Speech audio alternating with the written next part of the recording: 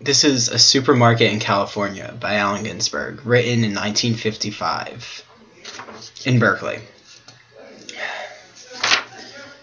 What thoughts I have of you tonight, Walt Whitman, for I walk down the side streets under the trees with a headache, self-conscious, looking at the full moon. In my hungry fatigue and shopping for images, I went into the neon fruit supermarket, dreaming of your enumerations. What peaches and what penumbras, whole families shopping at night, aisles full of husbands, wives in the avocados, babies in the tomatoes. And you, Garcia Lorca, what were you doing down by the watermelons? I saw you, Walt Whitman, childless, lonely old grubber, poking among the meats in the refrigerator and eyeing the grocery boys. I heard you asking questions of each. Who killed the pork chops? What price bananas? Are you my angel? I wandered in and out of the brilliant stacks of cans following you, and followed in my imagination by the store detective. We strode down the open corridors together in our solitary, fancy-tasting artichokes, possessing every frozen delicacy and never passing the cashier. Where are we going, Walt Whitman? The doors close in an hour. Which way does your beard point tonight? I touch your book and dream of our odyssey in the supermarket and feel absurd. Will we walk all night through solitary streets? The trees add shade to shade, lights out in the houses. We'll both be lonely. Will we stroll dreaming of the lost America of love, past blue automobiles and driveways, home to our silent cottage? Ah, dear father, graybeard, lonely old courage teacher, what America did you have when Sharon quit poling his ferry and you got out on a smoking bank and stood watching the boat disappear on the black waters of Lethe? This poem always reminds me of what Mr. Lawler helped me even envision. I mean, put aside the pederastic Walt Whitman allusions, but that there,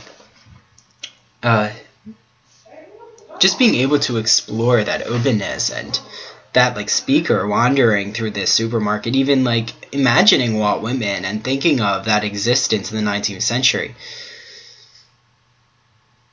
For my own personal journey, and I'm still not fully secure in my journey, and I have to admit that. I mean, I'm so dedicated to even be looking at queer elements in literature and in society and sociological issues and what is going on right now with same-sex marriage debates across the country, what happened in Philadelphia with the hate crime, which is inexcusable and I was very upset, and I'm so sorry about the victims who that happened to. I wish I could do more.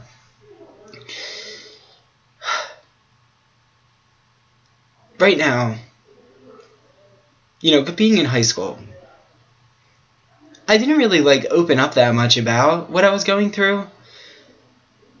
I did battle certain issues. I battled body image issues. I recognize now I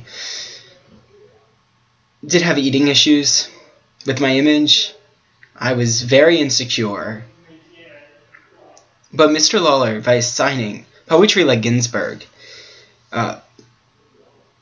reflections of same-sex love, knowing that I wasn't alone, and even in a very large high school of about 2,000 students, maybe, I don't know, my graduating class was around 650, I think. There were only a couple, maybe I could list them on my hand probably, in my graduating class who were out of the closet, so to speak. And knowing that Mr. Lawler was comfortable with who he was made me feel comfortable about who I was, and I was dealing with some family issues with my parents, not very accepting at first. Things have changed, but it wasn't accepting at first, and I admit that. And even some friends, they left me, especially my male friends from 9th to 10th grade. They didn't talk to me anymore. Very uncomfortable with me. I was very alone.